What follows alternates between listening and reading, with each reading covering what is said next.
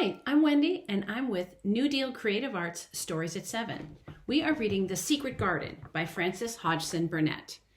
And today we are on Chapter 5, The Cry in the Corridor.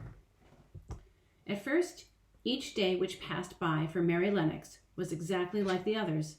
Every morning she awoke in her tapestried room and found Martha kneeling upon the hearth, building her fire. Every morning she ate her breakfast in the nursery, which had nothing amusing in it.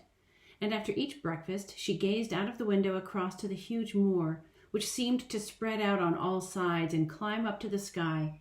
And after she had stared for a while, she realized that if she did not go out, she would have to stay in and do nothing. And so she went out. She did not know that this was the best thing she could have done. And she did not know that when she began to walk quickly or even run along the paths and down the avenue, she was stirring her slow blood and making herself stronger by fighting with the wind which swept down from the moor. She ran only to make herself warm, and she hated the wind which rushed at her face and roared and held her back as if it were some giant she could not see. But the big breaths of rough, fresh air blown over the heather filled her lungs with something which was good for her whole body and whipped some red color into her cheeks and brightened her dull eyes when she did not know anything about it. But after a few days spent almost entirely out of doors, she awakened one morning knowing what it was to be hungry, and when she sat down to her breakfast, she did not glance disdainfully at her porridge and push it away, but took up her spoon and began to eat it, and went on eating it until her bowl was empty. "Thou's got on well enough with that this morning, didn't thou?" said Martha. "It tastes nice today," said Mary, feeling a little surprised herself. "It's the air of the moor that's given thee stomach for the victuals," answered Martha. Victuals is a word for food. "It's lucky for you that thou's got victuals as well as an appetite. There's been 12 in our cottages had the stomach and nothing to put in it. You go and play on you out of doors every day and you'll get some flesh on your bones and you won't be so yeller." "I don't play," said Mary. "I have nothing to play with." "Nothing to play with!" exclaimed Martha. "Our children plays with sticks and stones. They just runs about and shouts and looks at things." Mary did not shout, but she looked at things. There was nothing else to do. She walked around and around the gardens and wandered about the paths in the park. Sometimes she looked for Ben Weatherstaff, but though several times she saw him at work, he was too busy to look at her or was too surly. Once, when she was walking towards him, he picked up his spade and turned away, as if he did it on purpose. One place she went to oftener than any other. It was the long walk outside the gardens with the walls around them. There were bare flower beds on either side of it, and against the walls ivy grew thickly. There was one part of the wall where the creeping dark green leaves were more bushy than elsewhere. It seemed as if for a long time that part had been neglected. The rest of it had been clipped and made to look neat, but at this lower end of the walk it had not been trimmed at all. A few days after she had talked to Ben Weatherstaff, Mary stopped to notice this and wondered why it was so. She had just paused and was looking up at a long spray of ivy swinging in the wind when she saw a gleam of scarlet and heard a brilliant chirp. And there on the top of the wall perched Ben Weatherstaff's robin redbreast, tilting forward to look at her with his small head on one side. "Oh," she cried out, "is it you? Is it you?" And it did not seem at all queer to her that she spoke to him as if she was sure that he would understand and answer her. He did answer. He twittered and chirped and hopped along the wall as if he were telling her all sorts of things. It seemed to Mistress Mary as if she understood him too, though he was not speaking in words. It was as if he said, "Good morning. Isn't the wind nice? Isn't the sun nice? Isn't everything nice? Let us both chirp and hop and twitter. Come on, come on." Mary began to laugh, and as he hopped and took little flights along the wall, she ran after him. Poor little Mary. She actually looked happy for a moment. "I like you," she cried out, pattering down the walk. And she chirped and tried to whistle, which last she did not know how to do in the least. But the robin seemed to be quite satisfied and chirped and whistled back at her. At last he spread his wings and made a darting flight to the top of a tree, where he perched and sang loudly. That reminded Mary of the first time she had seen him. He had been swinging on a treetop then, and she had been standing in the orchard. Now she was on the other side of the orchard and standing in the path outside a wall much lower down, and there was the same tree inside. "It's the garden no one can go into," she said to herself. It's the garden without a door. He lives in there. How I wish I could see what it was like." She ran up the walk to the green door she had entered the first morning. Then she ran down the path through the other door and then into the orchard. And when she stood and looked up there was the tree on the other side of the wall, and there was the robin just finishing his song and beginning to preen his feathers with his beak.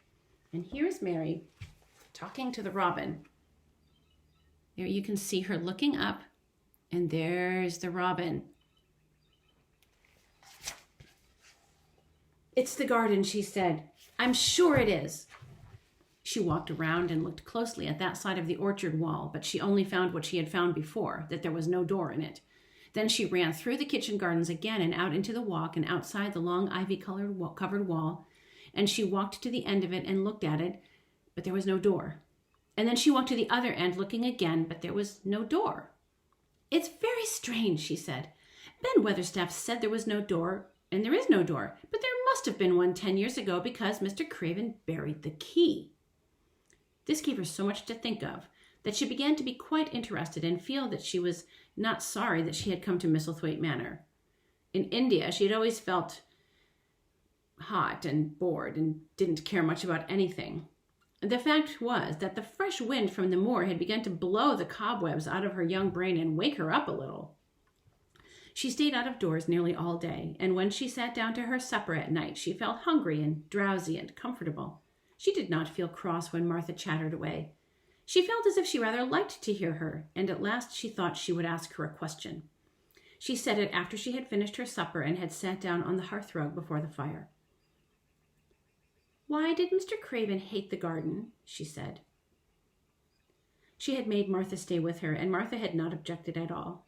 Martha was very young and used to a crowded cottage full of brothers and sisters, and she found it dull in the great servants' hall downstairs, where the footmen and upper housemaids made fun of her Yorkshire accent and looked upon her as a common little thing, and sat and whispered among themselves.